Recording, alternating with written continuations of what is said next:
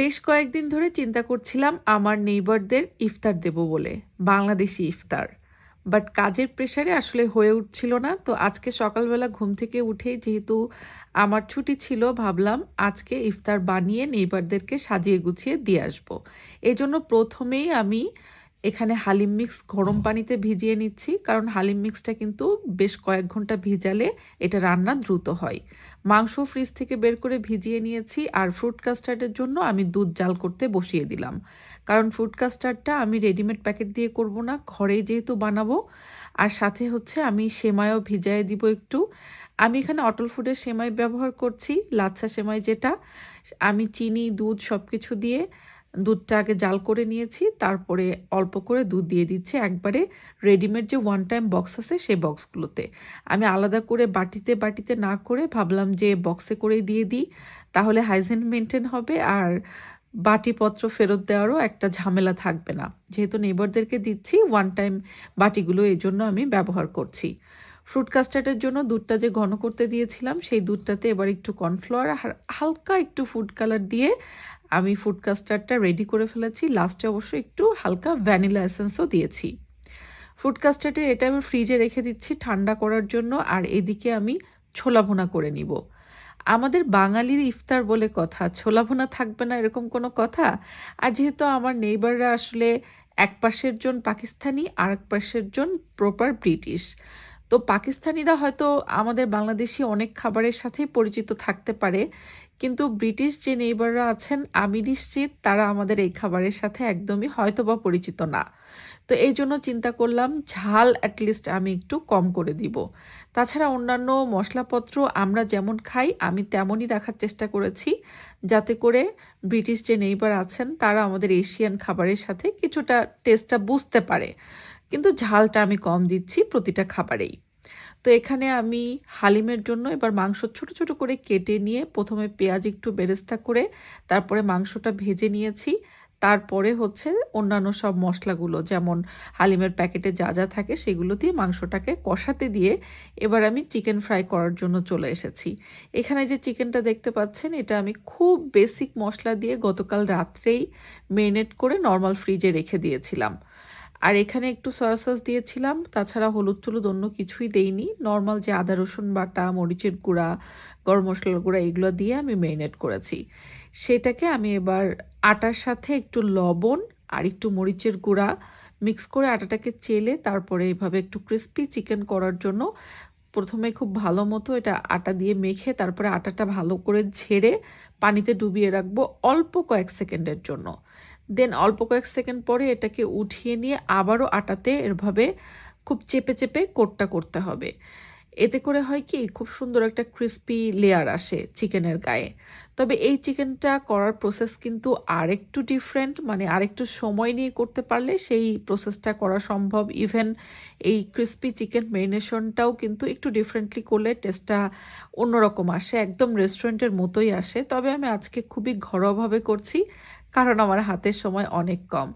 ইফতারের আগে আসলে একা হাতে এত কিছু করা যায় তাই ব্যাপার না, যদি হেল্পিং হ্যান্ড থাকে তাহলে কিন্তু অনেক কিছুই করে ফেলা যায়। যেহেতু আজকে নেইবারদের ইফতার দিব, এই জন্য আমি সব আইটেমই অল্প অল্প করে হলেও চেষ্টা করছি একটু বেশি আইটেম করা। তবে আমাদের মনে হয় না এত আইটেম খাওয়া হবে, এই জন্য আমরা অনেকগুলো আইটেম আছে যেগুলো শুধুমাত্র নেইবারদের জন্যই করছি। আমাদের জন্য শুধু হালিম হলেই হবে। আপনাদের ভাইয়া তো হালিম খুব পছন্দ করে, এই জন্য আমি হালিম কিন্তু একবারে 3 প্যাকেট বসিয়েছি। হয়তো নেইবারদের এত দিতে হবে না, বাট হালিম থাকলে পরবর্তীতে আপনাদের ভাইয়া কিন্তু গরম করে করেও একটু একটু করে খেয়ে ফেলে। তো চিকেন ফ্রাইটা এদিকে হয়ে গেছে, তারপরে আস্তে আস্তে অন্যান্য জিনিসগুলো আমি করব। তবে কিছু ইফতার আইটেম আমি আজকে রেডিমেড রেখেছি। রেডিমেড কিছু জিনিস ভাজাভুজি করে নিব, না হলে হয় কি আসলে একা হাতে আমি সব কিছু হোমমেড করতে গেলে একেবারেই পারতাম না। আর ইংল্যান্ডে আসলে আমাদের এরকম রেডিমেড প্যাকেট যেসব সমোচা, স্প্রিং রোল বা অন্যান্য জিনিসগুলো আছে এগুলো খেয়ে অভ্যস্ত। তো ওইদিকে এক চুলায় ভাজাভুজি হচ্ছে, আর এক চুলায় কিন্তু আমি হালিমের মাংসটা অনেকক্ষণ ধরে কষাতে দিয়েছি। একটু পানিও দিয়েছিলাম মাংসটা যাতে পুরোপুরি সেদ্ধ হয়ে যায়। আর ওই যে ডালটা ভিজিয়ে রেখেছিলাম, দেখেন ডাল কিন্তু একদম সুন্দর মতো ফুলে গেছে, তবে ডালের ভেতরে যাতে কোনো লাম্পস না থাকে এজন্য আমি এটাকে একটু হাত দিয়ে খুব সুন্দর করে ম্যাশ করে নিয়েছি, তারপরে মাংসের সাথে মিক্স করেছি। না হলে হালিমের প্যাকেট যখন আপনি ভেজাবেন ডালটা, দেখবেন যে কেমন জানি ভেতরে ভেতরে একটু লামস হয়ে থাকে ভেজার পরেও। তো ওই লামসগুলো যদি আপনি আগে থেকে একটু হাত দিয়ে ভেঙে দেন, তাহলে মাংসের সাথে মিক্স করার পরে আর খুব বেশি ঝামেলা হয় না এটাকে মেশাতে। এদিকে আমার চিকেন সমোসা ভাজা হয়ে গেল। চিকেন সমোসাটা এটা রেডিমেড ছিল, এটা আর হোমমেড করিনি। আরও কিছু আইটেম করব, তবে এগুলো খুব বেশি পরিমাণে করছি না, কারণ এগুলো শুধুমাত্র নেইবারদেরকেই আমি দিব। আর এখানে চিকেন স্ট্রিপস করে নিচ্ছি কিছু। আমার বাচ্চারা অবশ্য এই যে আছে না ভাজাভুজি এই টাইপের জিনিস খুব একটা খায় না। ওদের নির্দিষ্ট কয়েকটা জিনিস আছে, যেমন এই যে চিকেন স্ট্রিপসটা, চিকেন নাগেটসটা, তারপরে হচ্ছে চিকেন ফ্রাইটা, এগুলোই খাবে। বাট সমোচা, স্প্রিং রোল এই জাতীয় বেগুনি আলুর চপ দিলে ওরা খায় না। ছোটটা নষ্ট করে, খাক বা না খাক, আর বড়টা তো খাই না। আজকে বেসনও গুলিয়েছে আমি অনেক কম, কারণ অন্যান্য কোনো কিছু করব না, শুধু বেগুনিই করব। আর শুধুমাত্র নেইবারদের জন্য, এই জন্য অল্প করে বেগুনি বানাচ্ছি। তবে আমার কাছে একটা জিনিস সবসময় মনে হয় যে আমি যেহেতু আসলে আমার নেইবাররা যারা, তাদের টেস্ট বাড জানি না, এবং একজন নেইবার পাশে পাকিস্তানি, তারা মুসলিম, আর আরেকজন নেইবার ব্রিটিশ, তারা খ্রিস্টান। তো হয়তোবা তারা আমাদের এশিয়ান খাবারের সাথে অভ্যস্ত না হলেও যখন আমরা ইফতারি দিতে যাব, আমার মনে হয় তারা এটা খুব ভালোভাবে অ্যাকসেপ্ট করবে। আমি জানি না, এটা নিয়ে আমি একটু কনফিউজ ছিলাম। পাকিস্তানি যারা আছেন তারা কিন্তু আমাদেরকে ইফতার দিয়ে গিয়েছিলেন কয়েকদিন আগেই। তাদের বাটিপত্র আমরা ফেরত দেই নাই, ওনারা বাটিতে প্লেটে করে দিয়ে গিয়েছিলেন, ওনাদের ব্যবহার্য যে বাটি। আমার আম্মু সবসময় দেখতাম যে আমাদের বাসায় কেউ খাবার দিতে আসলে সেই বাটিপত্র খালি ফেরত দিত না, সেটা রেখে দিত, এবং পরবর্তীতে কয়েকদিনের মধ্যেই কিন্তু সেই বাটিপত্রে আম্মু আবার কোনো জিনিস রান্না করত, করে সেটা তারপরে ভরে ফেরত দিয়ে আসতো।